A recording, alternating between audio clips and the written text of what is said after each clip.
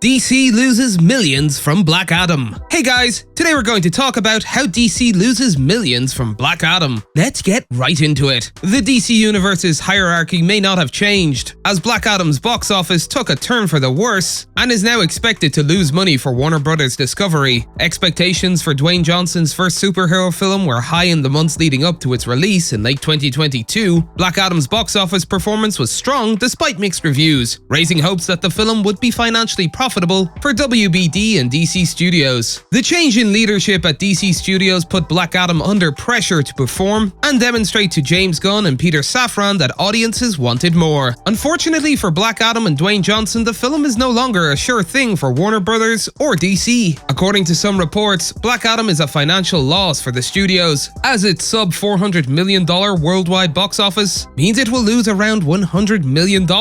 Others believe the film will make a small profit. The film is already available digitally and is nearing the end of its theatrical run in the United States, despite having recently opened in some international territories. The best case scenario for Black Adam's box office is that it surpasses $400 million, but it will still be the fourth lowest grossing DCU film. According to Variety, as it nears the end of its theatrical run, Dwayne Johnson's Black Adam is expected to lose money. The DC blockbuster, starring one of Hollywood's biggest stars, allegedly needed to gross around $600 million to turn a profit, but it has only made $387 million in 7 weeks. According to experts, the Dwayne Johnson starring epic will stall at around $400 million after suffering an all-time low DCU opening in its final market. Given that the film's production budget was $195 million, with roughly $100 million spent on marketing, Black Adam is expected to lose between $50 million and $100 million after theater owners take home roughly half of the box office. Some Warner Bros. Executives disputed these figures, claiming the film will break even at $400 million, a figure that has been reduced by $50 million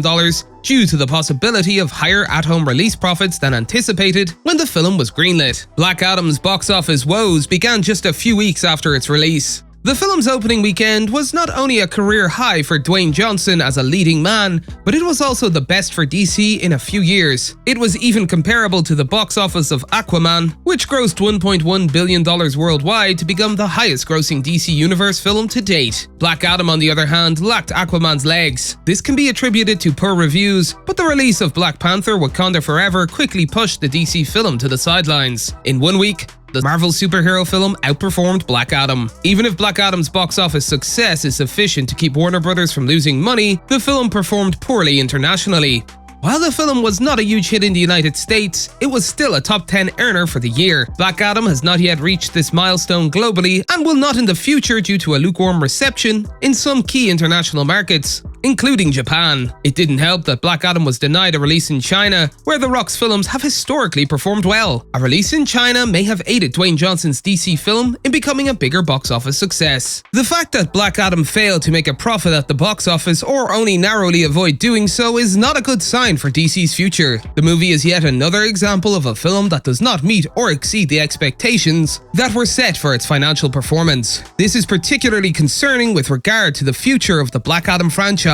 Dwayne Johnson has made it abundantly clear that he intends to produce additional Justice Society films as well as spin-offs. If Black Adam is a huge financial success at the box office and gets audiences excited about what's to come, then these are very likely to occur. The success of the film Black Adam at the box office provides evidence that this is not always the case. The fact that Black Adam did not make a lot of money for the studio also makes it less likely that Dwayne Johnson's anti-hero will be a key character in the future. After this performance, the actor may not have as much clout with DC Studios' new leadership. There was already a chance that the DCU's future would change Johnson's plan for after Black Adam, such as fighting Superman. Now that James Gunn and Peter Safran have taken over a film that has underperformed financially, they will undoubtedly rethink their next steps. This could include modifying Black Adam. Furthermore, Black Adam's performance is another indication that DC Studios needs to fully engage audiences with the DCU. It's not only another example of DC failing to turn anyone who isn't a main Justice League hero into franchise leads, but it also continues the trend of low interest in the main timeline. The Batman and Joker are two of DC's most financially successful films, but they do not exist in the DC universe. The poor box office performance of Black Adam serves as a reminder that the DC universe might figure out how to attract viewers to the shared universe's main entries. Otherwise, it may be better for DC to abandon the shared universe model entirely. That's all for today,